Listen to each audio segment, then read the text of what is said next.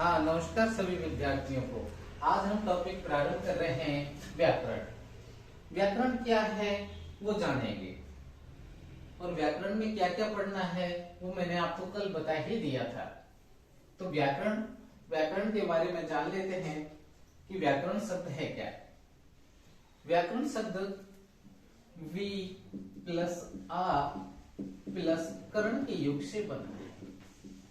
B plus आ plus करण के योग से बना है व्याकरण शब्द। व्याकरण शब्द में यण संधि, व्याकरण शब्द में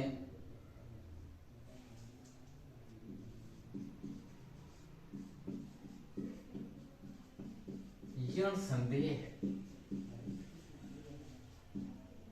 व्याकरण शब्द में यण संधि है। व्याकरण शब्द का शाब्दिक अर्थ, व्याकरण का शाब्दिक अर्थ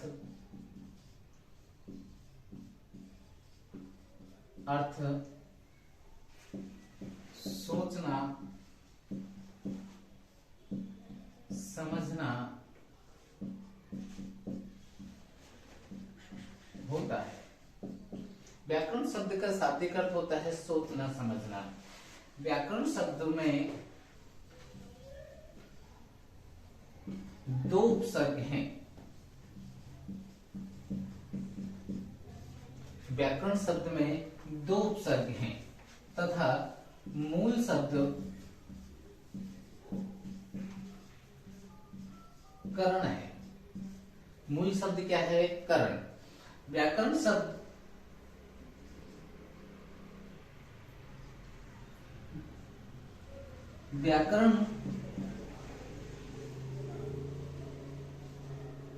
व्याकरण का वास्तविक नाम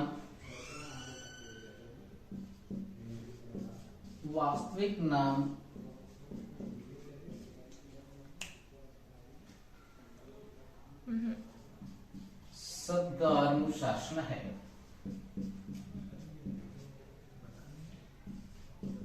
शब्दानुशासन है। व्याकरण शब्द का वास्तविक नाम शब्द अनुशासन है। यह ग्रंथ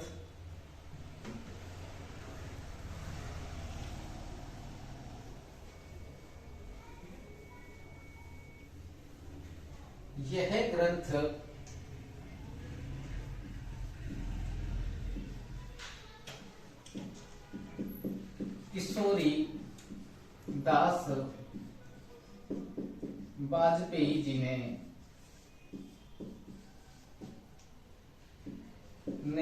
लिखा। यह है हिंदी का प्रथम प्रमाणिक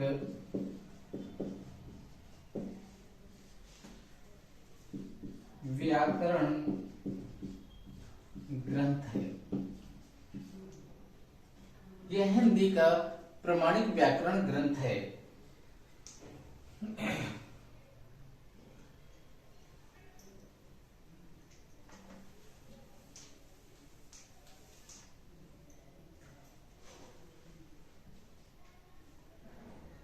करण शब्द का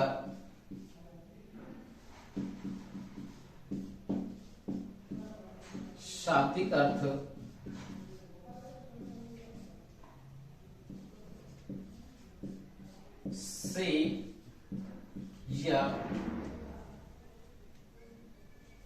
से या के द्वारा या सहायक होता है।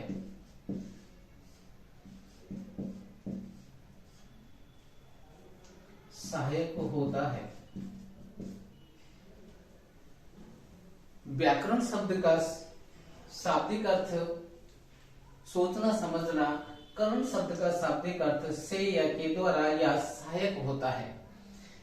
आगे बात करते हैं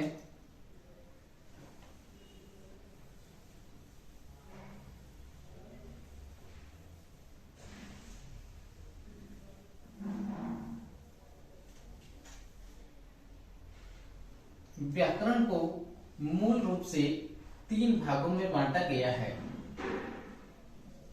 वर्ण विचार,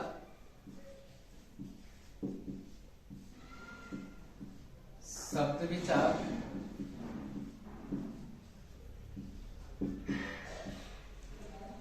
और वाक्य विचार।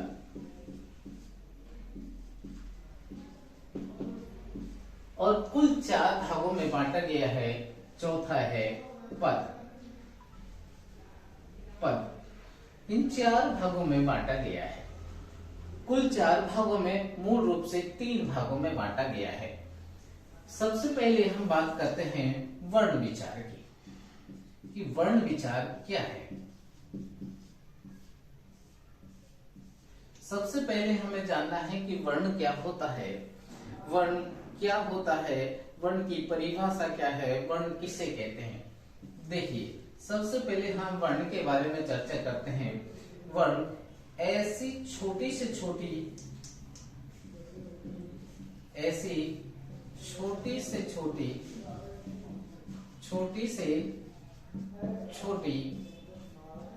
मूल ध्वनि जिसके खंड नहीं किए जा सकते हैं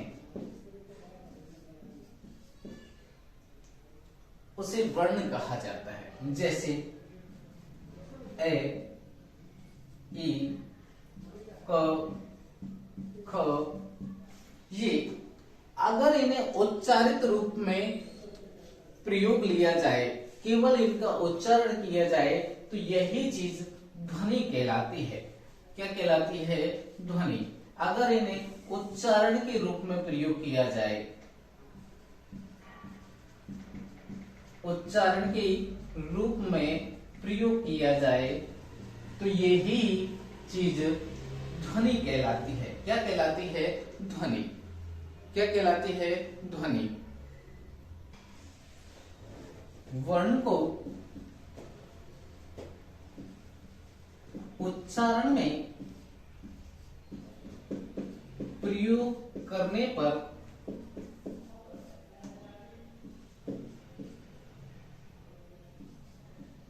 ध्वनि कहा जाएगा।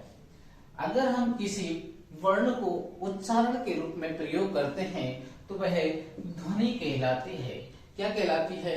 ध्वनि कहलाती है। अगर हम किसी भी वर्ण को उच्चारित रूप में प्रयोग करते हैं तो वो क्या कहलाती है? ध्वनि कहलाती है। भाषा की सबसे छोटी इकाई, भाषा की सबसे छोटी इकाई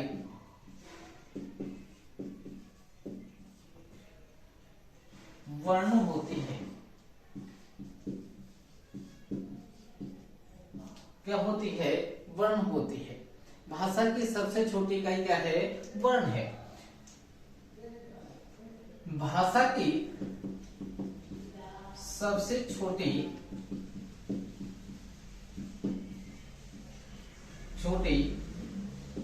उच्चारित इकाई ध्वनि है।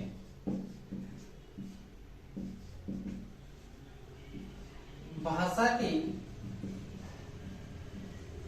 सबसे छोटी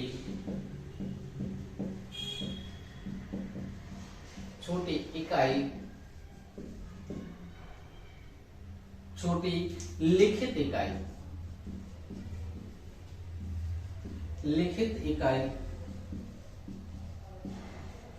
वर्ण है। क्या है? वर्ण है। भाषा की सबसे छोटी लिखित इकाई क्या है? वर्ण है। नेक्स्ट,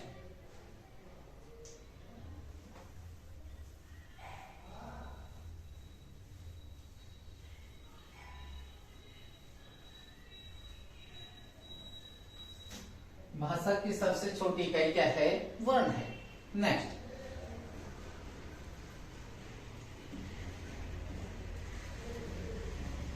वर्ण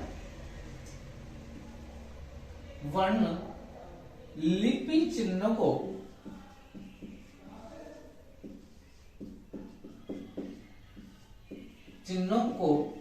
भी वर्ण कहा जाता है। लिपि चिन्हों को भी क्या कहा जाता है? वर्ण कहा जाता है। जो लिपि चिन्ह होते हैं उनको भी क्या कहते हैं? वर्ण कहते हैं। अब बात करते हैं वर्णमाला की।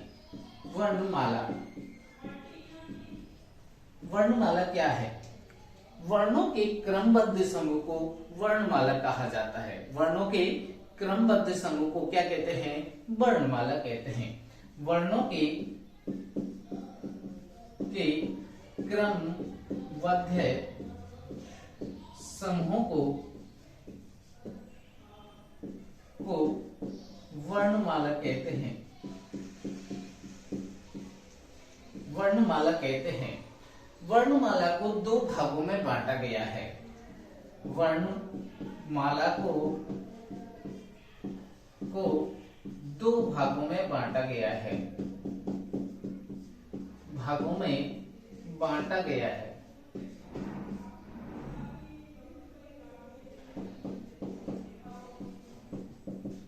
नंबर 1 स्वर, नंबर 2 व्यंजन।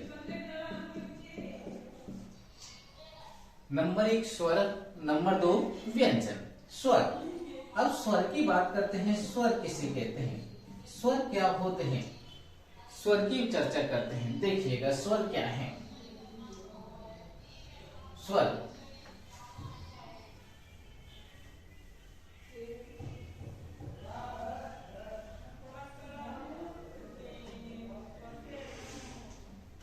स्वर जिन ध्वनियों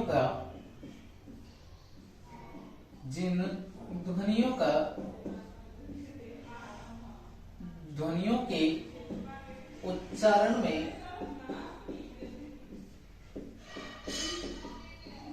मुख विवर्ग और उच्चारण में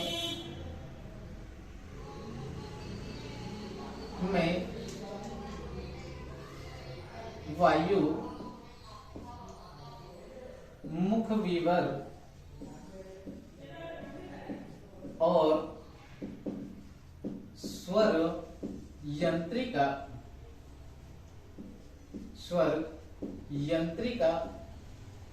से निर्वाधित होकर बाहर निकलती है।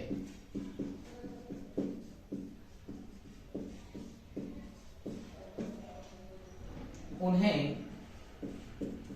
स्वर कहा जाता है।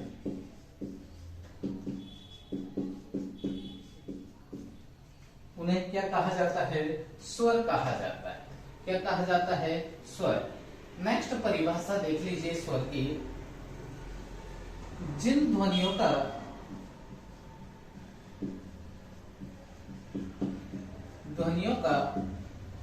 उच्चारण स्वतंत्र रूप से होता है,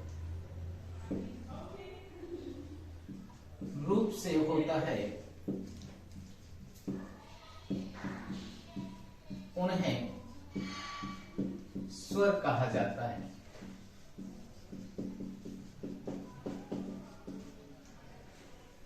स्वर स्वतंत्र होते हैं। क्या होते हैं? स्वर स्वतंत्र होते हैं। क्या होते हैं? स्वर स्वतंत्र होते हैं। स्वर स्वतंत्र होते हैं।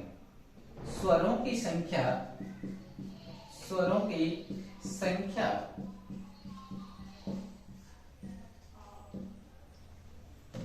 मुख्य रूप से 11 होती है। मुख्य रूप से 11 होती है हिंदी में।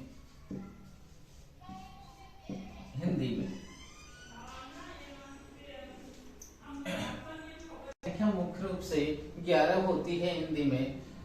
नेक्स्ट पॉइंट, स्वरों का वर्गीकरण।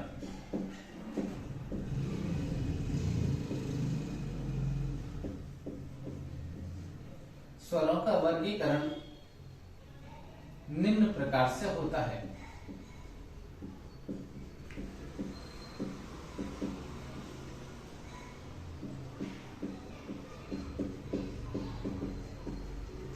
नंबर 1, काल या मात्रा के आधार पर।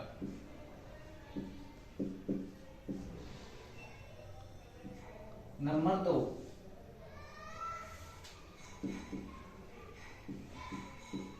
जीव के आधार पर।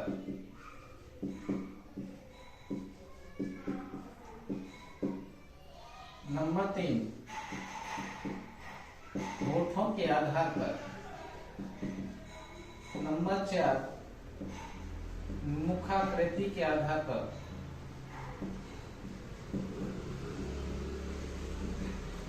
नंबर 5, उच्चारण के आधार पर।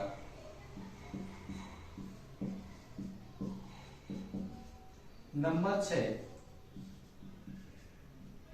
बनावट के आधार पर। नंबर 7, जाति के आधार पर।